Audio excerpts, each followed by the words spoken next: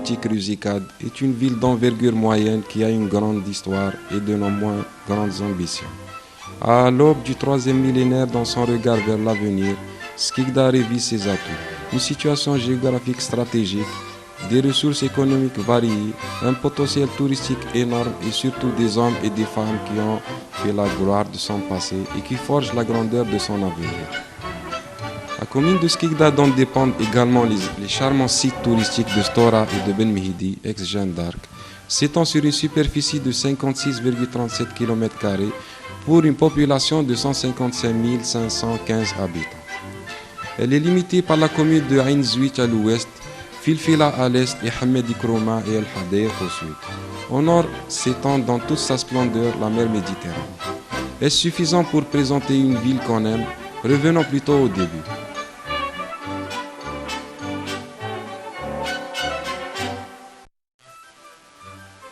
Au début, ce furent les Phéniciens. À l'image des nombreux comptoirs qu'ils installèrent sur les côtes nord-africaines, ils construisirent un port qu'ils baptisèrent Stora, à la gloire de la déesse des navigateurs. À quelques kilomètres de là, ils fondèrent la ville qui sera appelée Safsaf, Tapsus ou Tapsa, au gré des sources historiques et des époques. Le port de Stora servait de relais aux bateaux phéniciens dans leurs longs périples commerciaux. Sur les côtes voisines, on procédait à la cueillette des coquilles appelées moritz, qu'on utilisait dans la teinturerie. Du passage des Phéniciens témoignent encore des gravures et sculptures éparpillées ça et là sur les hauteurs de Stora. L'arrivée des Romains dans la région remonte à l'an 46 avant Jésus-Christ. Thapsus devient alors Rusicade. Certains historiens donnent à ce nom la signification Cap des Cigales. D'autres sources lui attribuent une origine phénicienne. Il signifierait Cap du Feu. Pendant l'époque romaine, la ville connut un développement important. Elle constituait avec Cirta, Milève, Puiculum et Sulu la confédération des 5 villes que Jules César concéda à son fidèle lieutenant Citius.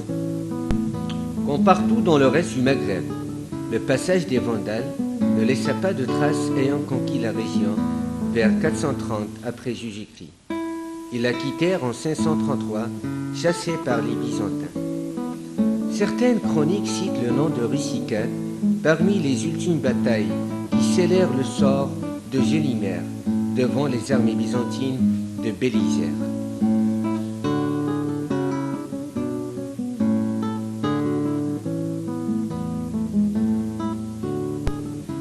Après le passage des Vandales, Rusicade connaît une longue période de décadence, de la courte période byzantine.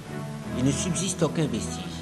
Comme l'ensemble du Maghreb, les tribus berbères de Koutama, peuplant la région, embrassèrent l'islam aussitôt que s'éteignirent les derniers foyers de résistance devant les armées arabes, porteuses du message de la nouvelle religion. Ils se soumettront plus tard à l'autorité des Fatimides. Entre autres territoires que les Banu Hilal occuperont dans leur longue marche sur le Maghreb. Les historiens citent la région située entre Constantine et Colo. Même si durant cette longue période, la ville ne joua aucun rôle politique notable. Son nom apparaît régulièrement dans les différentes chroniques associées à celui d'Estora.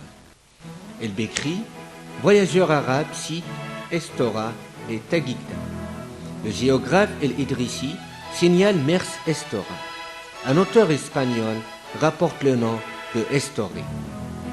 Hassan El-Wazzan dit Léon africain, cite le nom de Sukai Kada pour désigner le port de Stora et les restes de la ville romaine.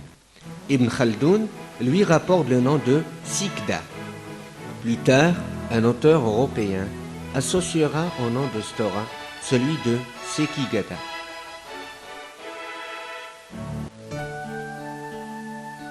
Venant de Constantine et arrivés aux abords du golfe de Numidie, les troupes du général Négrier découvrent les ruines de l'antique Rusicade le 10 avril 1838. On crut à tort découvrir là l'emplacement idéal d'un port que l'on destinait à ouvrir. Sur la Méditerranée, une communication entre la France et la ville de Constantine conquise une année plus tôt.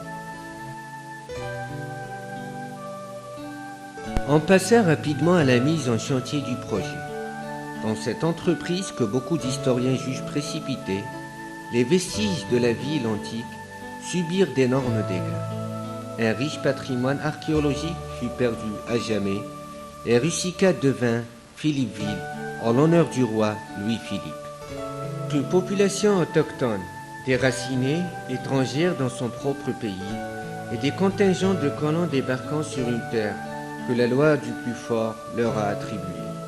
Entre les derniers échos d'une résistance matée et les premières convulsions d'un nationalisme naissant. La ville et sa région se frayèrent un chemin vers le rendez-vous de l'histoire, quand le peuple algérien décida de secouer le joug colonial. Le soulèvement du 20 août 1955 fixa à jamais dans la mémoire de l'humanité la détermination d'un peuple décidé à ne rien céder de son droit à la dignité. Zéro Doucef était le chef. Des ouvriers et des paysans, des femmes et des hommes qu'on appelait indigènes étaient les héros.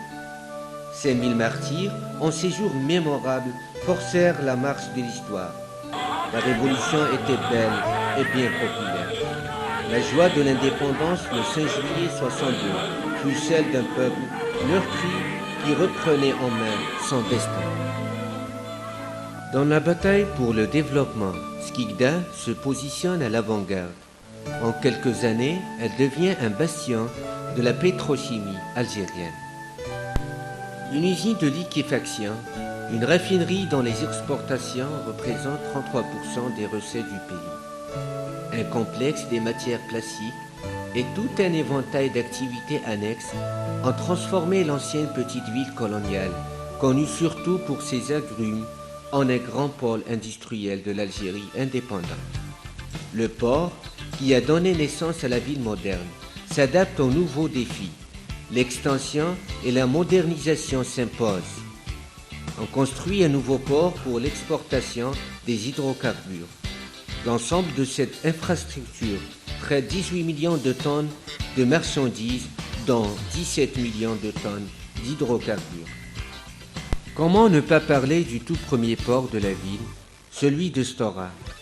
Comme il y a 2000 ans, son activité essentielle reste la pêche.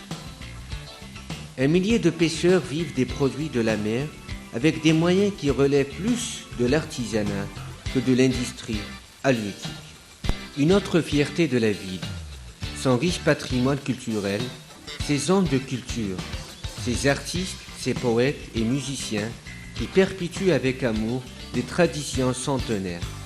Hassan Chebli, Mohamed Bouchit, Salah Zaïd et d'autres encore ont fait de la poésie une constante du mouvement culturel local.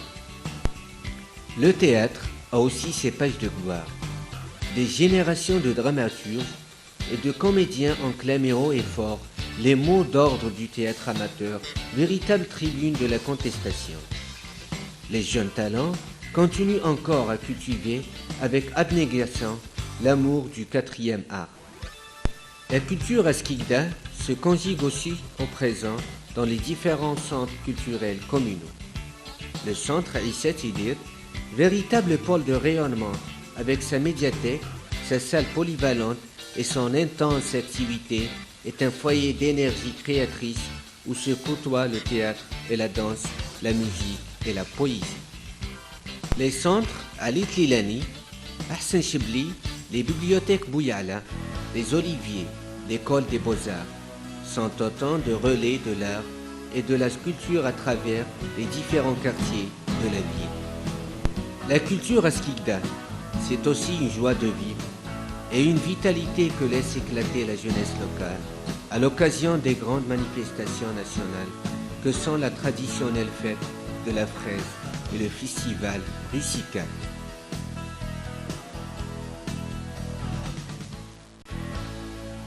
L'histoire moderne de Skikda, c'est aussi des pages glorieuses dans les annales du sport, qui racontent combien fut grand le talent des différentes générations de sportifs skikdi. Le football d'abord, ce sport roi qui, à travers le club phare de la ville, la JSMS, continue à rythmer les pulsions des grandes masses de jeunes et moins jeunes. Football à Skikda, c'est d'abord les regrettés frères Bouchach, les deux héros de la ville qui, après avoir fait les beaux jours de grands clubs français, rejoignirent la glorieuse équipe du FLN. À notre club de la ville, le Wydad avec le handball et les sports nautiques rivalisent avec les plus grands clubs du pays. D'autres sports, comme la boxe, le cyclisme, font partie des traditions de la pratique sportive à Skikda.